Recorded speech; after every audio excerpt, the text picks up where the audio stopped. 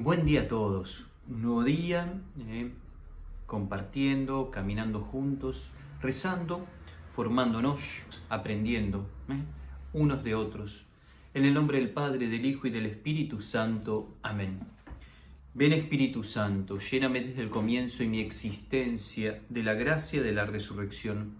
Abre mi corazón para saber recibir y dar ese amor. Armoniza mi espíritu, mi alma y mi cuerpo.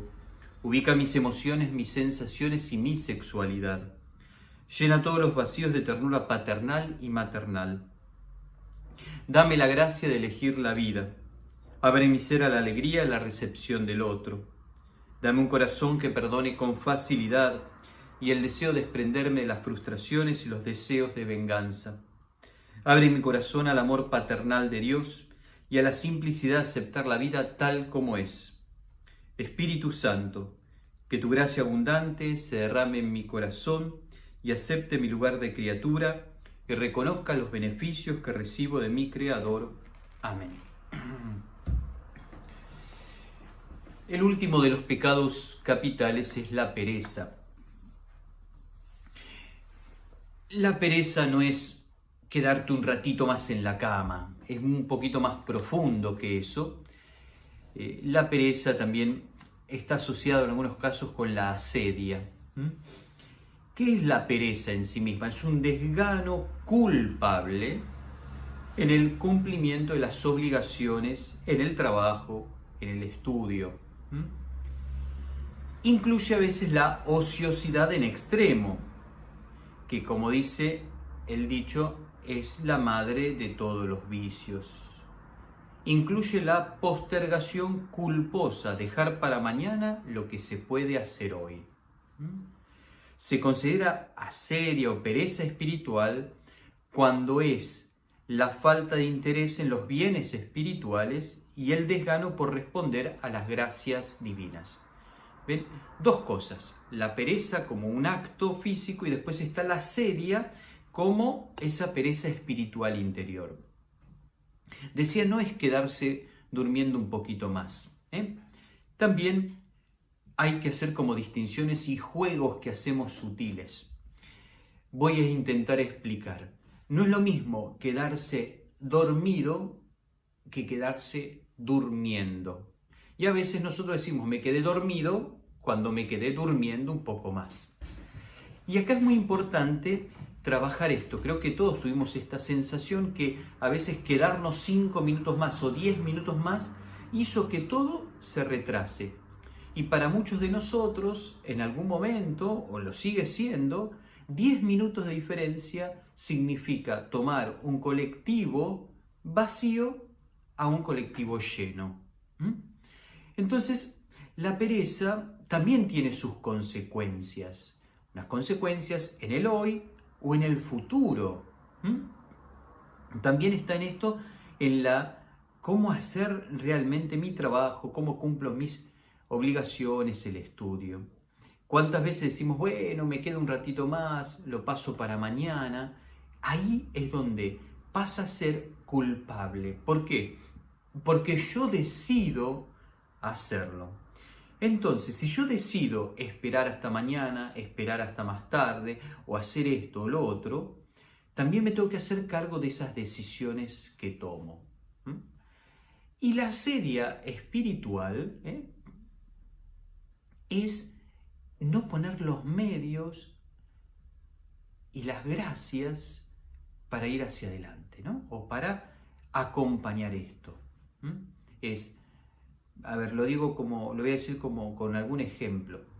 Yo intento, de ser posible, a la mañana rezar, es decir, me dispongo este tiempo. Entonces, si yo sé que a las 7:30, 8 de la mañana tengo una actividad, no me puedo naturalmente levantar 7:30, si a las 8 tengo que hacer algo, si yo quiero tener un ratito de oración, si yo quiero crecer, si yo quiero poner mi día en manos de Dios. No es lo mismo mi responsabilidad como sacerdote que quizá la de otro que no tiene esa responsabilidad. De hecho, mi oración también es por la comunidad, por lo que voy a hacer, por lo que voy a vivir, pero cada uno de nosotros también puede hacer esa oración. Entonces, Si yo no predispongo interiormente o no tengo esa prontitud o esa diligencia, que es la virtud contraria a la pereza, tampoco voy a aprovechar las gracias de Dios en ese sentido. Y como les decía, entonces la virtud que contra la pereza la sería es la diligencia. La diligencia es interés, responsabilidad, cuidado, eficiencia, también prontitud en el cumplimiento del deber. Sí, pero lo hago mañana cuando lo tenía que hacer hoy. Si no te preocupes que yo lo hago. Y ese yo lo hago, quizá lo pensé, yo lo hago, bueno, lo voy a hacer ahora, no. Lo terminé haciendo 2 días después. Esa diligencia también tiene que estar en un ánimo, significa ánimo para obrar el bien. Fíjense entonces cómo a la pereza se la vence con la diligencia. Y por último, para cambiar de tema, más allá de los pecados que fuimos viendo, hay como una afirmación. ¿Qué es lo que Dios ha dispuesto para ayudarnos a vencer los pecados capitales? Esto sirve para todos, ¿no? Por un lado, las gracias actuales. Hay 2 tipos de gracias. La gracia habitual, es decir, una gracia que me va acompañando habitualmente, la gracia de mi oración, la gracia del bautismo, la gracia de la confirmación, o un don que voy viviendo cotidianamente, si tengo una oración, si tengo... Pero después están las gracias actuales, que son pequeños regalos en el aquí y ahora que Dios nos da. Y a veces no los despreciamos o no los pedimos. Señor, dame la gracia en este momento de poder concentrarme. ¿Ves? Ahí pedimos una gracia actual.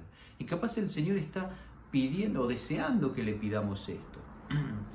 Todo impulso, bueno, Señor, dame pureza, dame castidad, dame humildad, dame ser generoso. Eso es una gracia divina. Pedirla, hay que pedirla para el hoy, para el aquí, para el ahora. Es no aprovechar los impulsos, desperdiciar las gracias actuales que Dios nos da. El otro punto que nos ayuda son los sacramentos. Son esos regalos que Dios nos dejó para poder, con los cuales comunica su gracia, su vida divina. La confesión, por un lado, para confesar los pecados graves, los pecados capitales. Eso no quiere decir que yo no lo siga teniendo, pero al menos al ponerlo frente a Dios, el Señor me va a dar las gracias necesarias para salir adelante, para sabernos perdonados, para recibir las gracias específicas que nos llevan a perseverar en las virtudes opuestas a estos pecados. Entonces, si yo los pongo frente a Dios, también le voy a pedir al Señor, bueno, Señor, ayúdame a sacar esto de mi corazón, ayúdame a sanar las heridas que me llevan a esto que estoy viviendo aquí y ahora. Por otro lado, la comunión, ¿sí?, que nos da la fortaleza interior para vivir la virtud. También muchas de estas pecados están asociados a enfermedades del alma o del espíritu, e incluso algunas cosas físicas que nos limitan, y yo me meto y me encierro y me meto en un pozo que me destruye. También puedo pedir el sacramento de la unción de los enfermos, que no es solamente, como se decía antes, o como todos piensan, que es el de la extrema unción, es decir, cuando estoy por fallecer, sino es el sacramento de la fortaleza en la enfermedad física, espiritual, del alma, todo tipo de enfermedad. Y ahí hay una gracia fuertísima del Señor. Para los que tenemos el estado de vida sacerdotal, la gracia de renovar nuestro sí cada día, como también aquellos que tienen la gracia del matrimonio, ¿no? Pedir esa gracia de renovación de todo lo que recibimos cuando fuimos ordenados o cuando el Señor bendijo nuestra unión. Por último, la oración, que nos fortalece también en la lucha interior contra los pecados. Hay mucha gente que dice, los tengo, quiero luchar, le pido una gracia, pero no lucho, no rezo, no pongo fuerza, no intento ir en contra de ello.